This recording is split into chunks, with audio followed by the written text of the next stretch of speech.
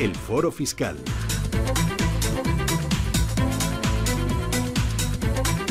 Abrimos como cada semana nuestro foro fiscal prestando especial atención a la campaña de la renta. Esta semana además Hacienda ha lanzado un aviso porque se está produciendo una estafa utilizando la excusa de la campaña de la renta. José de la Morena, aviso a navegantes. Aviso a navegantes, mucho cuidado si les llega un mensaje pidiendo que llamen a un número de teléfono con la excusa de que Hacienda necesita algunos datos vuestros. No llaméis, es un teléfono de tarificación especial y, por decirlo llanamente, cuesta un ojo de la cara. Hacienda no les va a mandar ningún mensaje ni nada de nada para que se pongan en contacto con ellos. Si necesitan algo, se lo harán saber y saben dónde están y qué quieren de ustedes. Ya se pondrán ellos en contacto con ustedes. Dicho esto, para aquellos que anden con apuros o que por alguna circunstancia no puedan hacer frente a las cantidades que tienen que pagar a Hacienda, sepan que pueden fraccionar el pago, porque puede no venirles también bien. En ese caso, puede dividirse la cantidad a ingresar en dos cuotas. La primera, del 60%, se paga en el momento de presentar la declaración. En el caso de la segunda, se abonará el 40% restante a pagar y podrá hacerse el ingreso hasta el día 5 de noviembre de 2015, de este año. Además, hay que destacar que el hecho de fraccionar el pago no requiere ni le ponen intereses de ningún tipo ni recargo extra en ningún tipo de cantidad. Para solucionar en todo caso cualquier duda o cuestión que puedan tener al respecto en la campaña o con algún tipo de tributación fiscal, contamos en Capital Intereconomía con José Antonio Martín Herrera, miembro de la Junta de Gobierno del Colegio de Gestores Administrativos de Madrid. Don José Antonio, ¿qué tal? Muy buenos días. Muy buenos días. 3 reglas de oro a la hora de hacer nuestra declaración de la renta, cuando nos pongamos con todos los papeles, con todos los resguardos del banco, los ingresos que hemos tenido durante el año. ¿Qué hacer? Bueno, la primera regla de oro es partir de los datos fiscales que tiene Hacienda. Es decir, es muy importante que consigamos esa información que se puede conseguir bien si hemos hecho declaración de la renta en el 2013 con la casilla 415 de esa declaración. Muy sencillo, entras en la página web de la agencia tributaria, marcas esa casilla 415, metes tu DNI y metes un número de móvil y te llega un mensaje con el cual puedes descargar fácilmente los datos fiscales. Si no has sido declarante, es exactamente igual, pero tienes que aportar un número de cuenta. Una vez que tienes los datos fiscales en tu poder, lo que tienes que revisar es si todas las imputaciones de rentas que tienes son las correctas. Esta sería la segunda regla básica, porque pueden existir imputaciones de rendimientos del trabajo que no hubieras cobrado, con lo cual no hay que declararlos, posiblemente, y pueden existir rendimientos que tú tengas que no aparezcan en los datos fiscales, con lo cual es importante tener en cuenta que esto es una fotografía, pero que la fotografía hay que ampliarla.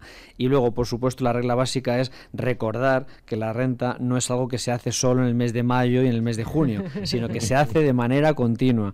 Por tanto, cualquier operación que hagas a lo largo del año es importante que la fiscalices, nunca mejor dicho, y la prepares para tu próxima declaración. Bueno, con las normas básicas sobre la mesa estamos listos para responder a los oyentes. Empezamos por Julián de Palma de Mallorca. ¿Qué tal? Buenos días. Sí, hola, buenos días. Dígame usted. Sí, quería preguntar lo siguiente. Resulta que tenemos una segunda vivienda y se la tenemos prestada a una hija nuestra.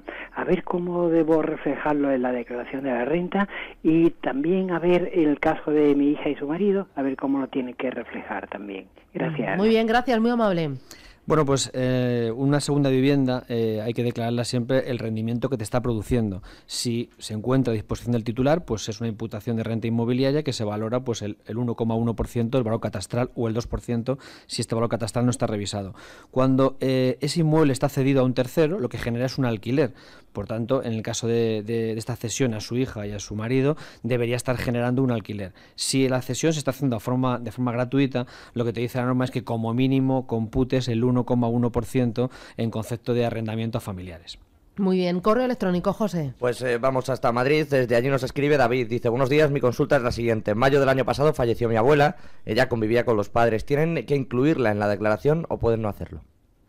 Entiendo que lo que quiere referirse David es que sus padres estaban aplicando la deducción del mínimo por ascendientes, por convivencia. En el caso de los ascendientes hay que tener en cuenta la situación al 31 de diciembre, con lo cual si en este caso desgraciadamente su abuela ha fallecido, sus padres no van a poder aplicar este mínimo por ascendientes. Cosa distinta es si fueran hijos. Los hijos, si fallecen a lo largo del año, sí que dan derecho a la aplicación del mínimo, pero los ascendientes, en este caso la abuela, no. 915 33 18 51 o si lo prefiere, consultoriocapital@intereconomia.com. Pues desde allí nos escribe Eva, dice: buenos días, si una persona está cobrando la prestación por desempleo y pide la baja por maternidad, durante los 4 meses que dura la baja, ¿tiene derecho a la deducción por maternidad en la declaración de IRPF? Vamos a ver, si estás en desempleo, es decir, no estás trabajando ni por cuenta propia ni por cuenta ajena, no te va a generar el derecho a la deducción por maternidad, porque uno de los requisitos es que estés en situación de alta, bien por cuenta propia o bien por cuenta ajena. Y añade, entonces, y si una persona está trabajando e inicia la baja por maternidad, ¿tiene derecho a la deducción de 100 euros durante los 4 meses que dura la baja? En ese caso sí, porque en ese caso cuando llega la situación de maternidad sí que estaba trabajando y por tanto tenía derecho a cobrar los 100 euros y a pesar de que esté esos meses de baja, prolonga ese derecho a cobrar los 100 euros. Vamos con el siguiente de los oyentes, nos llama desde dónde y su nombre es Arturo de Murcia. ¿Qué tal? Buenos días. Hola, buenos días. Dígame. Mira, quería consultaros para si se puede desgravar en la declaración de la renta del año pasado, del 2014, los gastos de abogado, los que ha tenido. De acuerdo, gracias. Pues los gastos de abogado se pueden deducir siempre y cuando deriven de un procedimiento judicial seguido contra la empresa, no cualquier gasto de abogado. Si yo en la empresa en la que estaba me han despedido y he tenido que litigar contra la empresa y para ello he tenido que contratar un abogado, esos gastos son deducibles hasta el límite de 300 euros anuales. Por otro tipo de situación, otro tipo de reclamación, no. Correo electrónico, José. Vamos con Juan, nos escribe desde Madrid. Muchas gracias de antemano, dice, por la atención. Tengo un problema y está desesperado. Trabajo desde hace 2 años, la cual en la declaración de la renta de 2013 no pudo confirmarla. El año pasado se compró un coche con el plan PIBE, pero sus ingresos no llegan al mínimo porque cobra, dice, 800 euros al mes. Si no incluyera el plan PIBE, dice, me salía no confirmable, pero al incluir la subvención lo que le sale es a pagar encima. Dice que tendría que pagar 1.052 euros.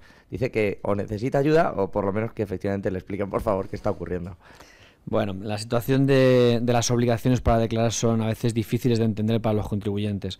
Digamos que tenemos como dos especies de reglas, en las cuales esas reglas figuran unos límites a los cuales si no llegas no estás obligado a hacer declaración. En la primera de las reglas, que es la comúnmente conocida, la de los 22.000 euros de un pagador, 11.200, en esa regla no se contempla en ningún caso las ganancias patrimoniales que no están sujetas a retención. Entonces ahí entraría el plan PIBE, entraría una subvención de vivienda, entraría una subvención por cambiar la caldera, los cristales, cualquier subvención de estas que te pueden conceder. En el momento que tú percibes una ganancia patrimonial de este tipo, tienes que irte a la regla segunda. Y en la regla segunda, el límite para no hacer declaración conjunto por todos tus ingresos del trabajo, del capital, de actividades económicas, es solo de 1.000 euros. Con lo cual, se dan situaciones en las que una persona puede ganar 21.999 euros y resulta que en su comunidad han hecho una obra para cambiar las bombillas y resulta que se le imputa a él una ganancia patrimonial de 5 euros, pues tiene obligación de hacer declaración de la renta porque esa ganancia patrimonial no está sujeta a retención. Y este señor, desgraciadamente, a pesar de que sus rendimientos en el trabajo no son muy altos, el hecho de percibir el plan PIBE es una ganancia patrimonial no sujeta a retención que le va a llevar a la obligatoriedad de presentar la declaración. Y por lo tanto le va a salir a pagar. Lo que le salga, si le sale a pagar tendrá que pagarlo. 915331851, consultoriocapital@intereconomia.com. Desde ahí nos escribe Jaime también, dice, buenos días, ¿me podríais indicar en qué casilla de la declaración de la renta, esta pregunta es difícil, casilla concreta de la declaración de la renta donde declarar los rendimientos que ha obtenido por la venta de derechos de acciones? Pues la pregunta puede ser complicada o sencilla, bueno, porque es concreta, desde luego.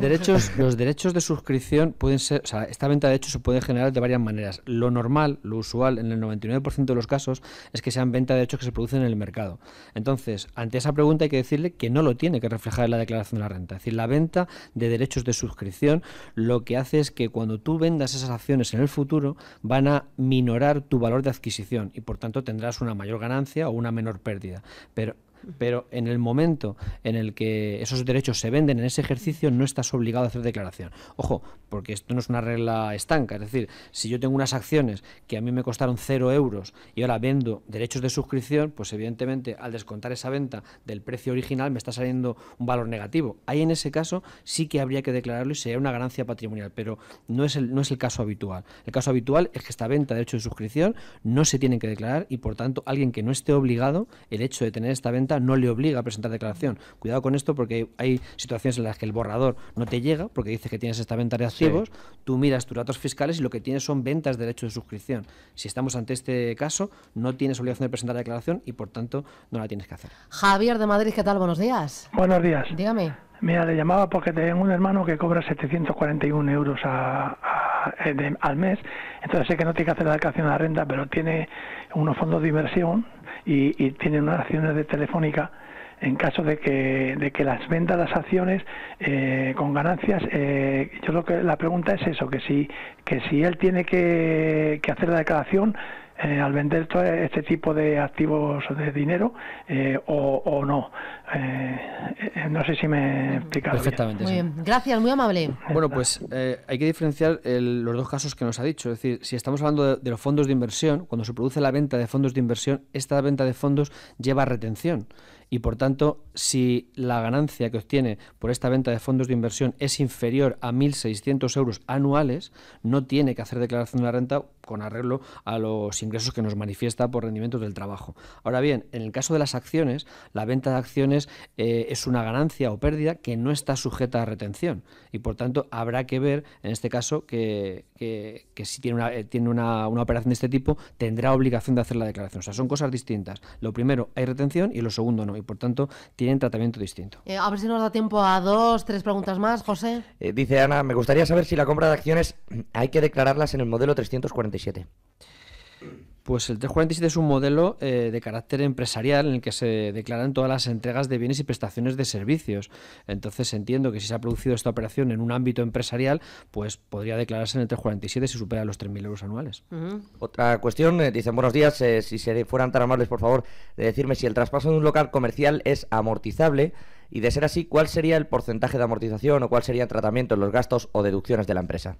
Pues sí, es amortizable y hay que acudir a la tabla correspondiente que tenga en función de si es una sociedad o una persona física y aplicar este coeficiente de amortización correspondiente a este fondo de comercio. Nos escriben también por otro tema de acciones, dice, soy una persona física y la situación que tengo es la siguiente, dispongo de cierta cantidad de dinero que he puesto a disposición de un gestor, pero el problema es que no se trata de un fondo de inversión y por lo tanto, dice, no está exento ni tiene las ventajas y beneficios de estos fondos. Esta actividad le produce algunos años rentas positivas y otros negativas. Tiene varias dudas. La primera dice cómo considerar las rentas y como anuales, que incrementa la base imponible general, como variación de patrimonio, que irían a la base imponible del ahorro. Pues lo que hay que ver es ese tipo de cartera que tiene, si tiene una antigüedad mayor de un año, menor de un año. Es decir, aquellas acciones que se consideren que tienen una antigüedad comprada mayor de un año irán a la base del ahorro y las que sean de menos de un año irán a la base general. A partir del año que viene, como ya sabemos, todo esto se refunde solamente en la base del ahorro y por tanto lo que tendrá que hacer es valorar si le interesa esperar o no esperar. Una más, la última. Dice, en el caso de los años que tiene rentas negativas, ¿cómo tributa por ellas? ¿Puede reducir la base imponible en todo o en una parte? Sí, las rentas negativas disminuyen las rentas positivas siempre y cuando pertenezcan al mismo departamento. Es decir, rentas negativas de capital mobiliario reducen rentas positivas de capital mobiliario. Ganancias patrimoniales negativas, o sea, pérdidas patrimoniales negativas, lo que hacen es reducir las ganancias patrimoniales del mismo tipo. Menos de un año y más de un año. Cada uno en su apartado se pueden compensar. ¿Cuáles son los errores más habituales que solemos cometer a la hora de hacer la declaración de la renta? Pues yo el error más importante que veo es que la gente no asume que la declaración de la renta es un acto muy importante y nos llega el borrador y directamente lo confirmamos y muchísimas deducciones se pierden por no aprovechar las ventajas fiscales y sobre todo por no planificar fiscalmente las cosas. Hay que ver si tienes un plan de pensiones, si aportas una cantidad extra, te está produciendo una rentabilidad fiscal tremenda porque reducen la base imponible. Entonces mucha gente no aprovecha esas poquitas deducciones que existen y directamente confirmamos esa fotografía que nos manda la agencia tributaria. Hay que revisarlo y planificarlo. José Antonio Martín Herrera, miembro de la Junta de Gobierno del Colegio de Gestores Administrativos de Madrid. Un lujo. Gracias. Muchas Hasta gracias la próxima. a vosotros Adiós. dos.